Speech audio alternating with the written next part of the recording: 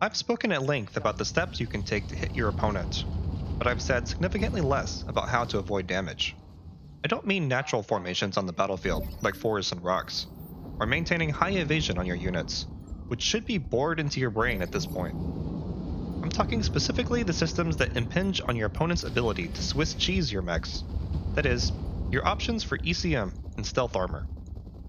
Each unit on the battlefield has sensor equipment that enables them to locate and track enemies. It is rolled into whatever sensor package a unit has equipped. But in order to receive any information at all, they must first be detected by one of your units. This detection is based on a few direct comparisons between the sighting and target unit, which results in a sensor check. Every unit on the battlefield runs this check on every other opposing unit, which is why when selecting one mech, you might have detailed information on an enemy, and then selecting another pilot results in the loss of HUD data. Their cumulative roles were different. It is this sensor check that electronic warfare gear influences. It is not just target information that is determined by sensor checks. Your hit percentages can be massively impacted by poor sensor results. This is a game within a game here. A good commander will seek to dominate the enemy electronically as well as physically. Electrified whips are encouraged, and safe words are not required. Your ECM gear and your pilot's tactics skill will improve your chances in this arena, so it pays to master them. The ECM jam and shield work on a singular axis. The jam is offensive, and the shield defensive, but they both affect the sensor check in the same way, and similar strength effects will cancel each other out on a unit when both are present. The biggest single effect will take precedence, and forms the baseline for the final calculation. When all the numbers have been crunched, the resulting integer is multiplied by 0.7 to determine the accuracy penalty, if there is one. Let's do a quick example. Our Hunchback here has a Guardian ECM equipped, in passive mode. This provides a shield bonus of 4. Two other nearby friendly units are also carrying a Guardian in active mode, encircling the Hunchy with their auras. Shielding bonuses will stack with additional auras, but each aura only provides an increase of 1 when stacking with another source. So the base value of the Hunchy's own ECM plus the 2 extras leaves us with a shielding value of 6. When other units attempt to engage the mech, their centers are going to take that 6-point penalty, making their shot significantly worse. 6 times 0.7 is 4.2, so they would eat a -4 accuracy malus. However, if another enemy unit, say a Raven, was also in aura range of the Hunchy with its own active Guardian ECM that has a jam value of 3, that 6 shielding is reduced to 3, and the accuracy malus would go from a 4.2 to 2.1, halving the accuracy reduction.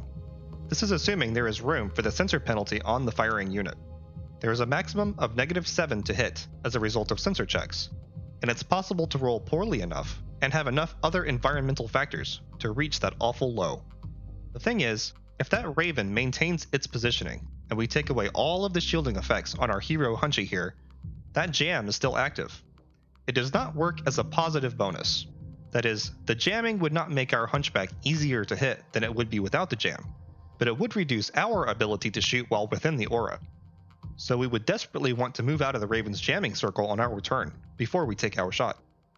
Of course, sometimes that's not possible, and you'll just have to manage. This makes the best application of ECM a combination of both. Keep your own units covered with shield, and jam your opponents at the same time for a massive penalty to sensor checks.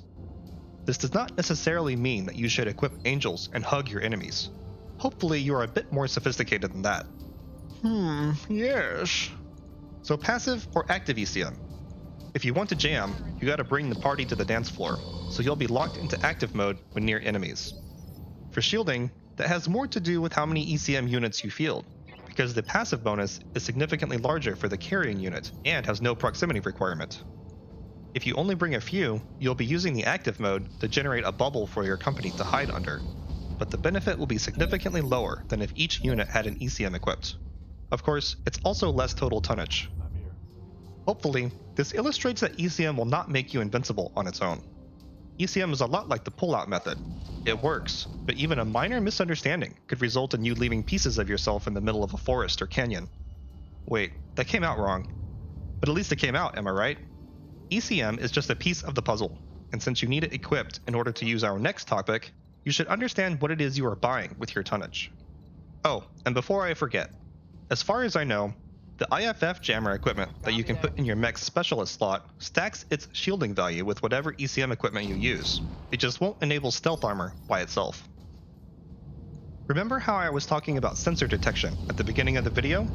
It's especially relevant here. Each unit has a radius in which it can be detected by enemies.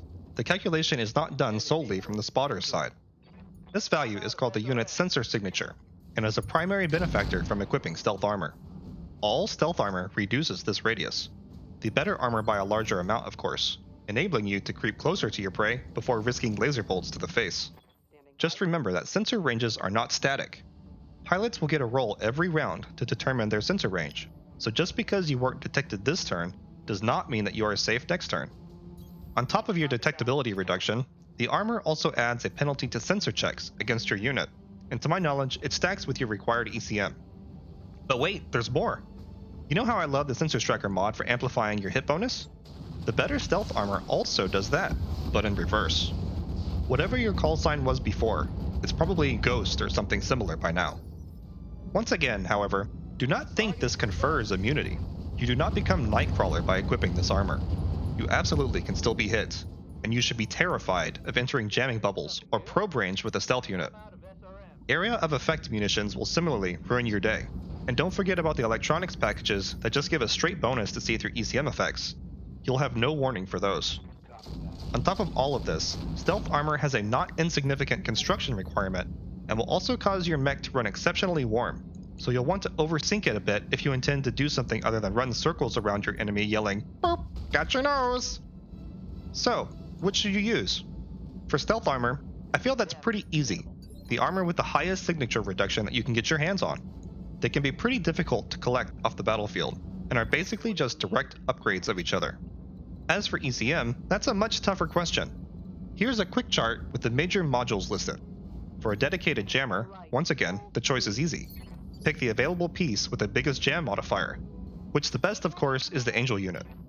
Otherwise, well, personally, I tend to use either the Guardian or the AR-12 when I'm lacking the tonnage.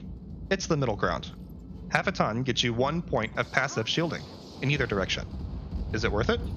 You decide. When used in conjunction with solid target selection and defensive positioning, electronic warfare equipment can ensure that the battle moves in your favor. So when you are dunking your friends and they angrily ask where you learned it all, you can point them towards good old Gubaji. Banana.